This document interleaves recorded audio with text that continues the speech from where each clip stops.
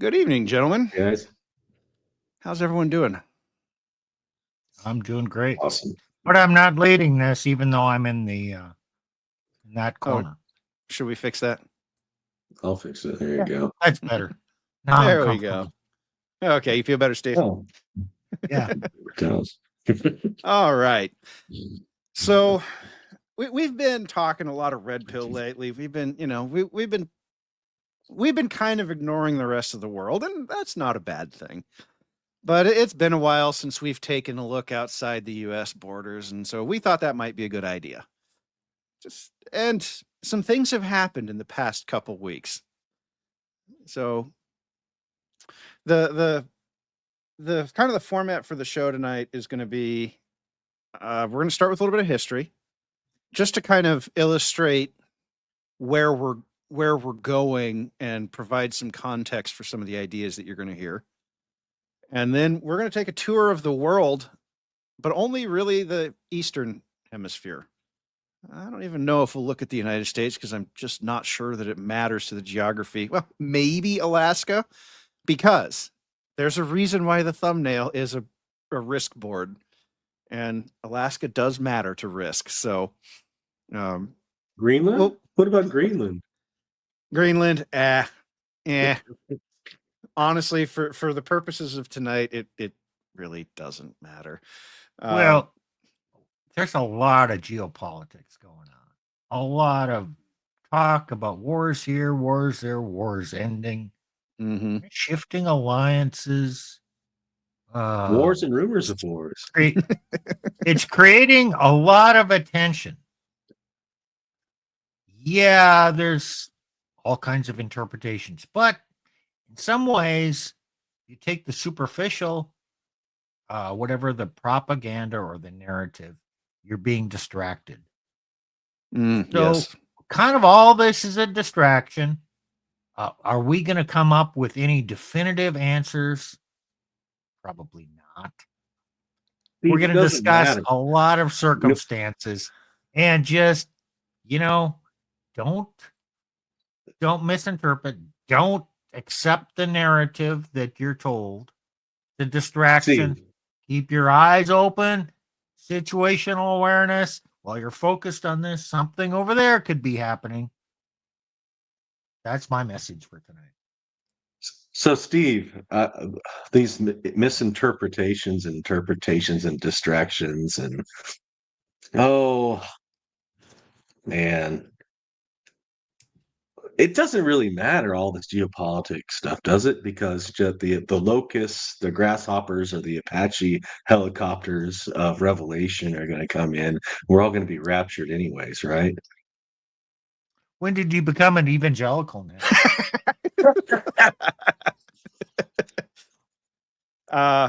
It's funny you bring that up, Nick, because I was reading. Hey, we've got to rebuild the temple in Jerusalem, right? Oh, I was reading a wild Twitter post that was going on about how Donald Trump was going to rebuild the temple and bring about world peace, and that was going to signal the end times. And I'm sitting here going, "Wow, no, that's not what's going to happen." And we're going to talk about that tonight. Hey, Nick, as a former pastor and still a Christian, is that whole rapture thing, is that a narrative? Do you need to believe that stuff in order to be a Christian? Nobody believed that crap till like these sectarians came out and like started like the 19th century with a lot of other crap that was coming out. Mm-hmm. And really solidified with dispensationalism, with like the Schofield Bible, and that's like what towards the early 20th century, if I'm not mistaken. What you're saying for 1900 years, damn near, Christians didn't believe this stuff? Nope. And then there was a new revelation. I thought Revelation was closed at the death of the last apostle. Steve? Yeah. Okay. Too much logic and rational thinking for our modern era. Just too much. Just okay. Oh wait, that's all. That's what we're gonna do today. Even talking before the show, we were talking about different things we might want to say, and I kept saying, "Look, guys, with this one, we're going to try and avoid the inflammatory rhetoric. And there's a reason for that. Enough of what we're going to say without the inflammatory rhetoric is going to piss off everybody. You're pro-Ukraine, we're going to piss you off. You're pro-Russia, we're going to piss you off. You're pro-China, oh boy, are we going to piss you off. I'll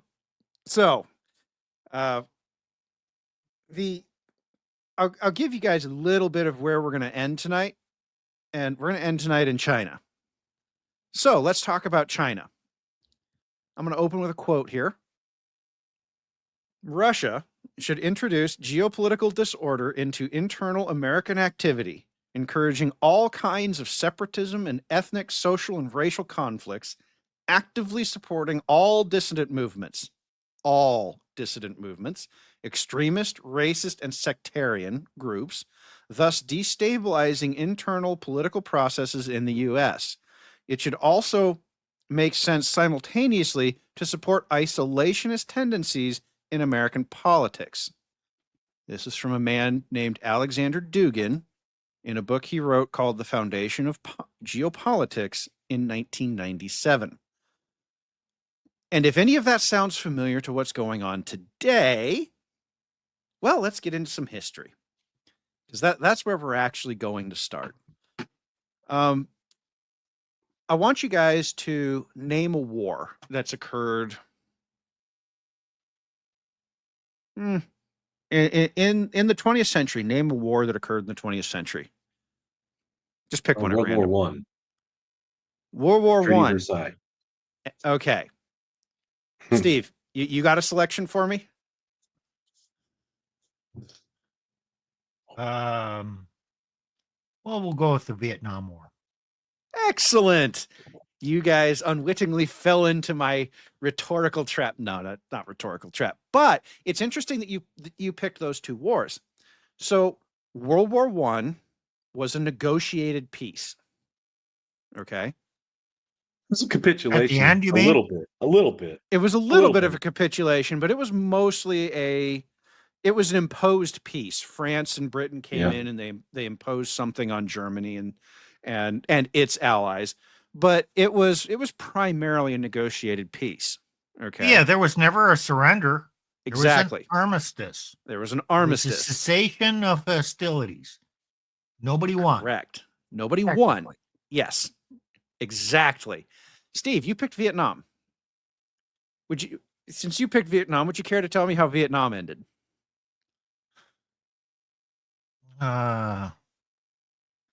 It's going pretty badly for the U.S. and we just said, okay, we're going home. Oh, so the U.S. capitulated. Yes, but didn't surrender. Yeah, it didn't surrender, but it was a capitulation, and the surrender actually came from the ARVN, the South Vietnamese. There actually was a formal surrender. There was a formal capitulation. So there's another example of a war that's actually still going on today. Technically, that is the Korean War. There is no peace treaty. There is an armistice, and that's it. In fact, I went and did some research. The Korean DMZ is only 148 miles long, and every parallel.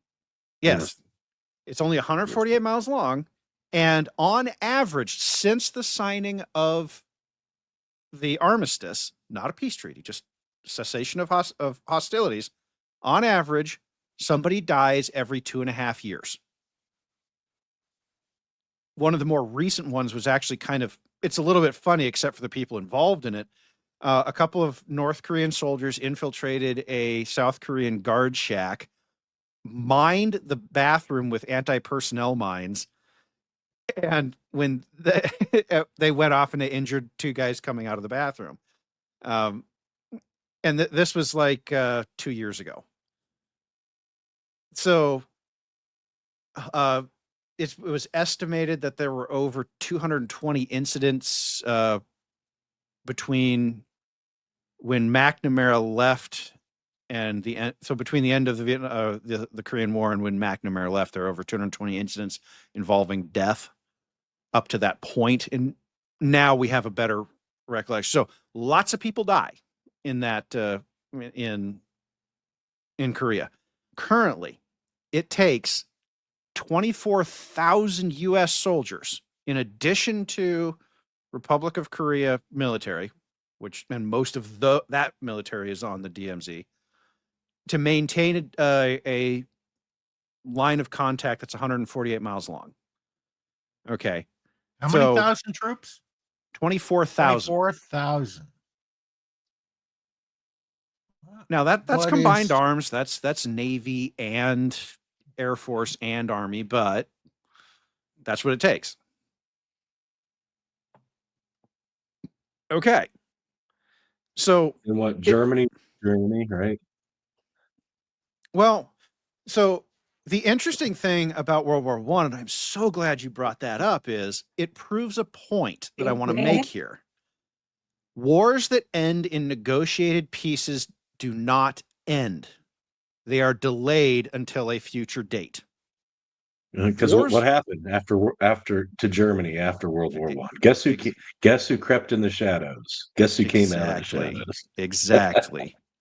The mustache man appeared, and he was able to appeal to a populace based over basically the terms of the treaty, or the Treaty of Versailles. Real issues. Issues. They were real basically issues. Yeah. The reparations were ruinous, and which is why we didn't do reparations at the end of World War II. Like that World War I is why we didn't do that. That's why we did the Marshall Plan instead. We can argue about essentially the end of World War I was the cause of World War II. Correct. Yeah. Not quite that simple, but the death sentence to the German nation at the Treaty of Versailles was essentially it's a large part of it. It's yeah. So all that. So from a historical perspective, you could legitimately say that World War I ended at the end of World War II. Korea is still an ongoing war. One of these days, either North Korea is going to economically collapse and capitulate, or they're going to invade South Korea. And they keep talking about how they're going to invade South Korea. And we'll get more into why that matters when we get to our China section. But that's kind of it's something that I want everyone to keep in mind when you hear talk of peace and this concept of negotiated peace.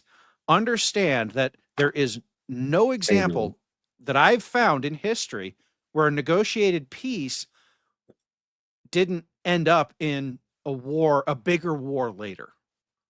Peace in our time. Chamberlain was legitimately stupid for what he did. Okay. I want to bring this one up. Israel. And we don't really want to go too far into that.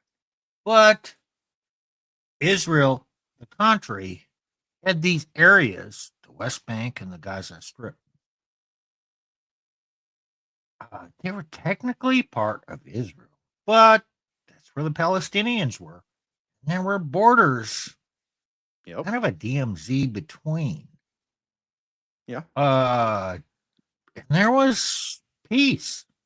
Well, some semblance. Yeah, ish. It was somewhat peaceful until it wasn't. Exactly. Yeah. There's everywhere you look, if you actually go read the history, these negotiated pieces aren't actually peaceful. The Korean DMZ, I think people forget about because the status quo has been true for so long. But as I just said, hundreds of people have died at that border over the years. We just don't think about it because we got used to it. Now, a couple other bits of history that quick things I want to bring up for background.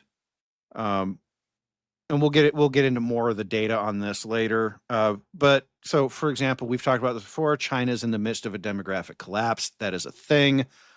New data keeps coming out that just says it's worse and worse.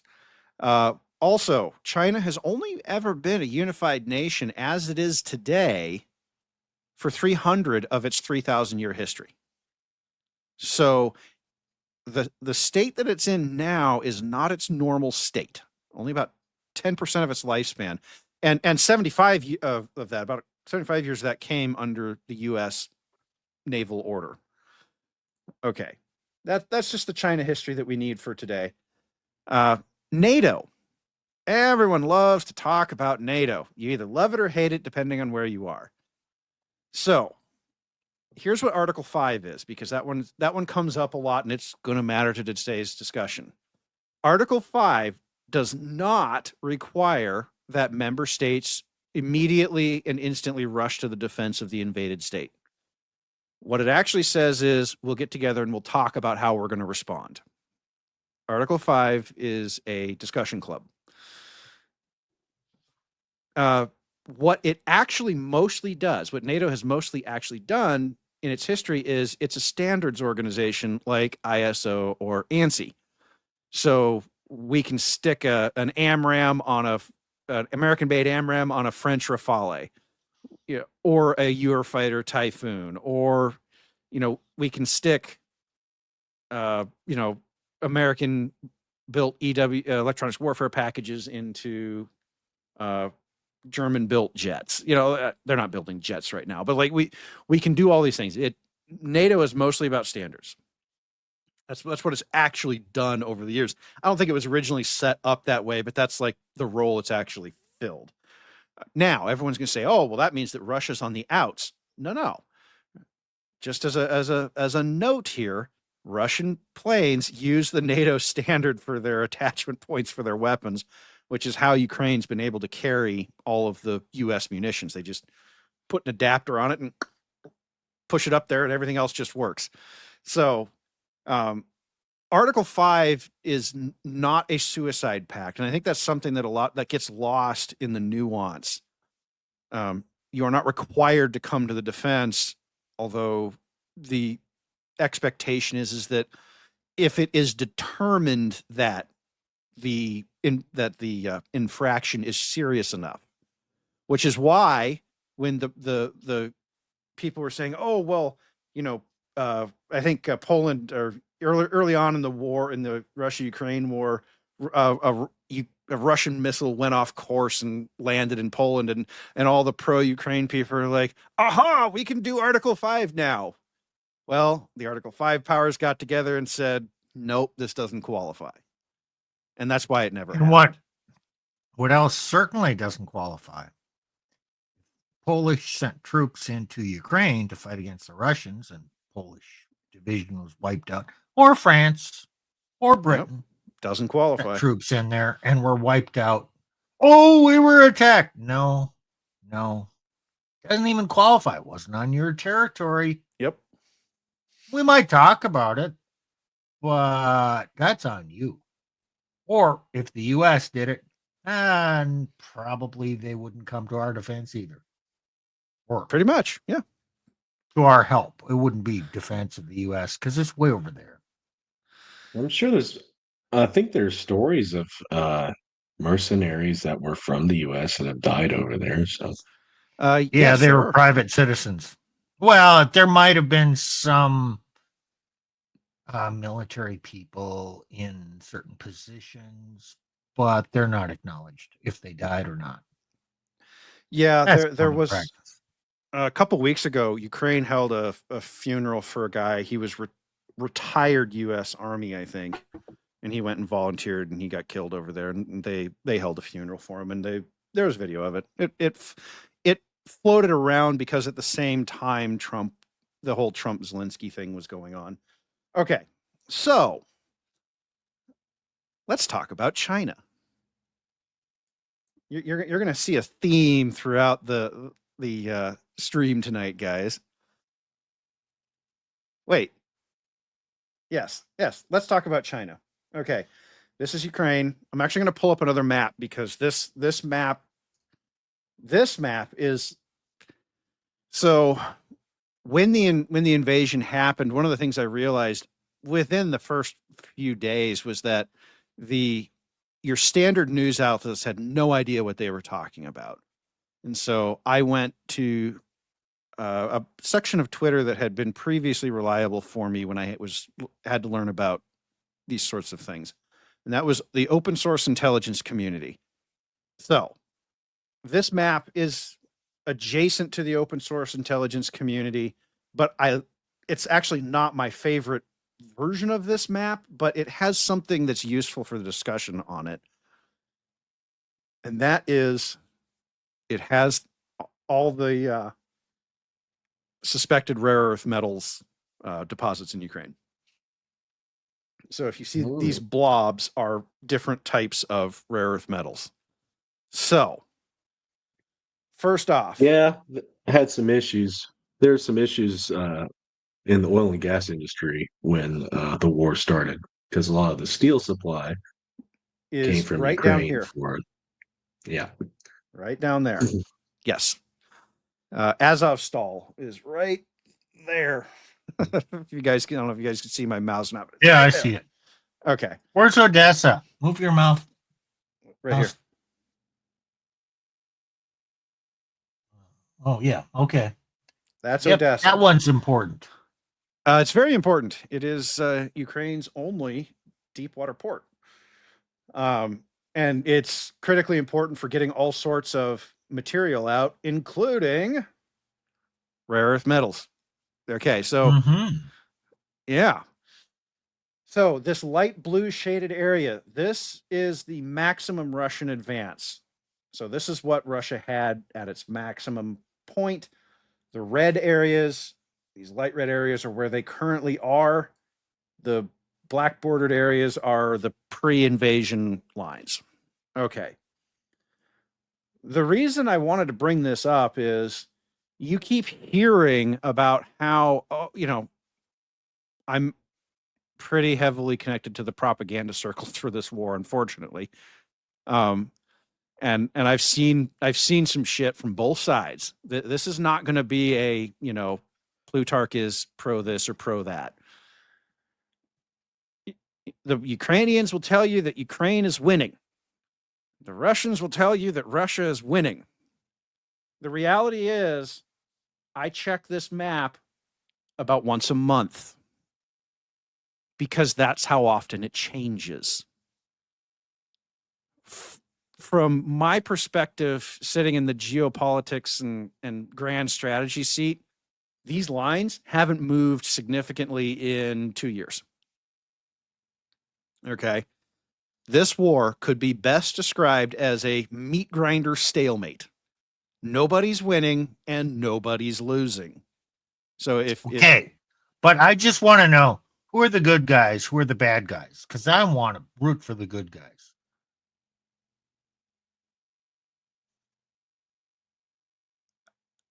Is the silence deafening enough? I mean, seriously, is it? Man? I mean, in war, are there really any good guys? Like, really? Again, I'm not going to get into the politics of all the various things because we could go through a list of all the atrocities committed by Ukraine. We could go through a list of all the atrocities committed by Russia, and nothing would change. Nothing would matter much. The reason that the invasion happened at all is, frankly, Europe. I mean, we can talk about, and a lot of people like to say, oh, they saw Biden withdrawing from Afghanistan, and there's probably some of that. But most people don't know that telling Europe to rearm itself and spend more on its defense spending is actually very bipartisan. In 2014, I don't have the article up, but you can go find it if you want. Just search for Obama, NATO defense spending. There's a 2014 article where Obama gave a speech at the NATO headquarters saying, "Hey guys, you need to increase your defense spending." Okay. So this is, and yes, it was written before all the shit happened. So, and then Trump comes in and he says the exact same thing and they don't do it. Okay. So Europe shares. Remember how I said I was going to piss off everybody? Yeah, sorry. If you're pro Europe, sorry, you guys fucked up too. You're and in fact, Europe shares an enormous amount of culpability here, because in 2014, Obama went to Merkel, Angela Merkel, who was in charge of Germany at the time, and said, "Look, you need to get off Russian oil and gas. You need to." What did she do? She went and opened Nord Stream 2. They. Well, no, Yeah. that was Nord Stream 1.